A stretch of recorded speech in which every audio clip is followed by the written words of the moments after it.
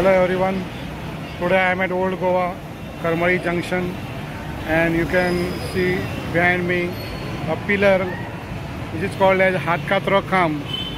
This pillar was used to punish all Goan Hindus who are not ready for conversion, and their hands were cut here or they were totally killed by tying to this pillar, and that is why this pillar is called as Hath Ka Trokham.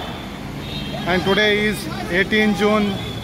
18 June is celebrated as Goa Revolution Day, as Ram Manohar Lohia came to Goa on this day, and he was about to give a speech in Margao, and then he was arrested.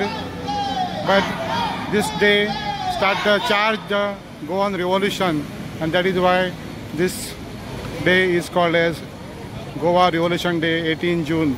It was started in 1946, and today we are going to celebrate 18 June.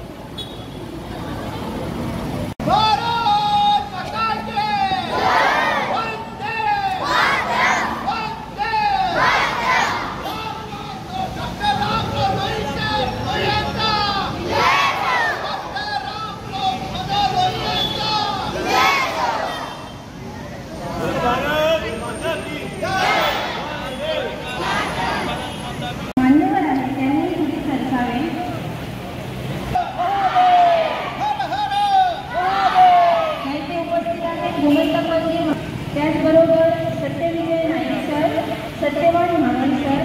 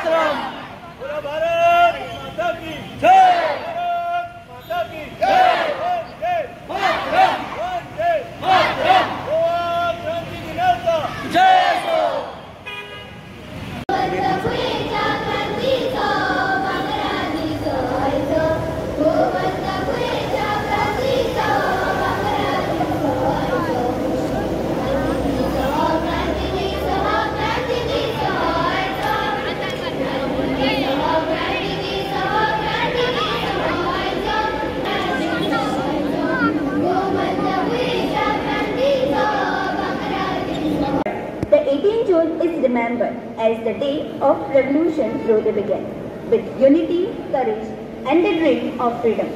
वंदन करतो. आजच्या क्रांतिदिनी सर्व स्वातंत्र्यवीरांना आणि ज्यांनी जे ज्ञात अज्ञात वीर आहेत, ज्यांनी आपल्या या गोमंतक मुक्तीसाठी आणि राष्ट्रधर्म टिकून ठेवण्यासाठी बलिदान दिलेलं आहे, त्या सर्वांचं स्मरण करतो, त्यांना अभिवादन करतो.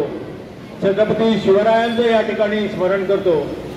बोला भारत माता की वंदे वंदे.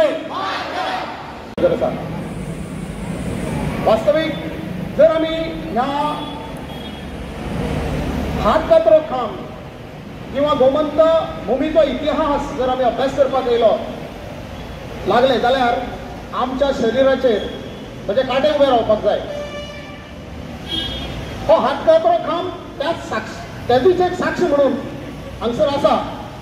जशें ऑलरेडी आपले आदले वक्ते जे आसा तेंच्यांनी सांगलेलें आसा आमकां की कशा प्रकारे वास्तवीक हात कापप मनशाचे कित्याक लागून जाल्यार धर्मांतर जायना म्हणून.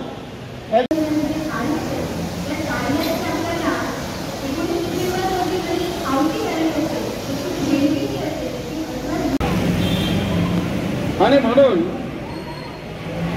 बाकी जरी आपण भारताचा स्वातंत्र्य दिन साजरा करत असलो, भारताचं संविधान हे 1949 साली लागू झालं, परंतु गोवा स्वतंत्र 1961 साली झाला. आणि म्हणून आपण लक्षात घेतलं पाहिजे की आपल्याला इतकं काळ गुलामीमध्ये का राहावं लागलं.